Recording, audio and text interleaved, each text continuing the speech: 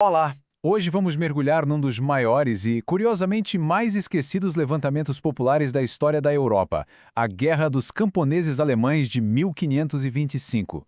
Foi um momento em que centenas de milhares de pessoas comuns se atreveram a desafiar príncipes e nobres, arriscando tudo o que tinham por uma nova ideia de liberdade. Esta é a mesma pergunta central de toda esta história. Por volta de 1524, no coração do Sacro Império Romano-Germânico, que era uma espécie de união complexa de territórios na Europa Central, a paciência de muita gente estava mesmo a chegar ao fim. Para percebermos a explosão que se seguiu, temos que olhar primeiro para a pressão que se andava a acumular. A vida de um camponês no início do século XVI era brutalmente difícil. E a situação estava a ficar insustentável. Ok, vamos analisar isto. Imaginem ter de pagar impostos altíssimos, quase tudo o que se ganhava. Ser forçado a trabalhar de graça para um senhor. A população estava a aumentar, ou seja, havia menos terra para todos. E a comida estava cada vez mais cara.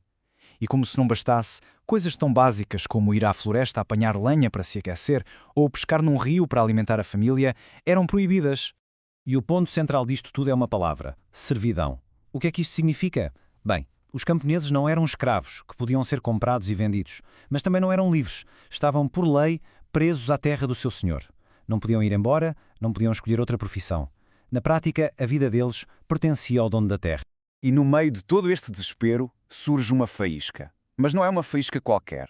É uma faísca de ideias. Uma enorme mudança religiosa, a que chamamos Reforma Protestante, estava a espalhar-se pela Europa com conceitos que eram revolucionários e iam muito para além da religião.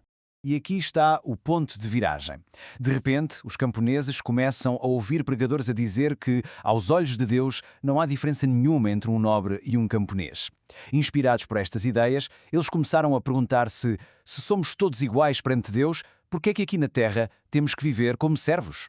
Esta ideia deu-lhes uma justificação moral poderosíssima para se revoltarem. E a panela de pressão explode. Todo aquele descontentamento acumulado transforma-se numa revolta organizada, com líderes e, mais importante ainda, com um plano muito claro. O mais fascinante é que eles criaram um documento chamado os 12 Artigos. Isto mostra que não era só um motim caótico de gente zangada, era um movimento político a sério. Eles escreveram um manifesto com exigências claras, queriam o fim da servidão, o direito de usar as florestas e os rios, impostos mais justos e até a liberdade religiosa para escolherem os seus próprios padres. E a escala disto foi gigantesca. Estima-se que cerca de 300 mil pessoas pegaram em armas. Foi o maior levantamento popular na Europa antes da famosa Revolução Francesa. Por toda a atual Alemanha, os camponeses formaram exércitos, atacaram e saquearam castelos e mosteiros, que eram os grandes símbolos do poder que os oprimiam. Claro que a nobreza, apesar de ter sido apanhada de surpresa, não ficou parada a ver. Os príncipes e os senhores das terras juntaram-se na chamada Liga da Suábia, com um único objetivo: esmagar a rebelião com uma força militar esmagadora. E aqui percebemos o desequilíbrio tremendo. De um lado, camponeses com ferramentas de agricultura transformadas em armas. Do outro, um exército de mercenários profissionais, os temíveis lancequenetes. Eram soldados pagos, bem equipados, com cavalaria pesada e, o mais importante, com artilharia moderna, com canhões. A luta era, à partida, terrivelmente desigual. O que se seguiu não foi bem uma guerra. Foi mais uma série de massacres. A superioridade militar e a brutalidade dos exércitos dos nobres foram, simplesmente, decisivas. O ano de 1525 foi o ponto de viragem. A revolta começa com muita esperança em fevereiro, atinge o seu pico em abril com a conquista de castelos, mas em maio tudo muda. Uma batalha vai selar o destino de todo o movimento. Na Batalha de Frankenhausen, a tecnologia fez toda a diferença. Os canhões da nobreza bombardearam as posições dos camponeses, que não tinham quase nenhuma forma de se defender. O resultado foi o pânico total, uma fuga em desordem e uma autêntica carnificina. Os números falam por si. Cerca de 6 mil camponeses morreram só nesta batalha. Do lado dos nobres, as baixas foram menos de 100. Foi um massacre, não uma batalha equilibrada. O destino do líder radical Thomas Müntzer é um símbolo da brutalidade da repressão. Depois da batalha, ele foi capturado, torturado e decapitado em público. A sua cabeça foi espetada numa estaca como um aviso arrepiante para qualquer outra pessoa que ousasse desafiar a ordem estabelecida. No final, o custo humano total desta guerra foi absolutamente devastador. Estima-se que cerca de 100 mil camponeses foram mortos, quer nos combates, quer na repressão brutal que se seguiu.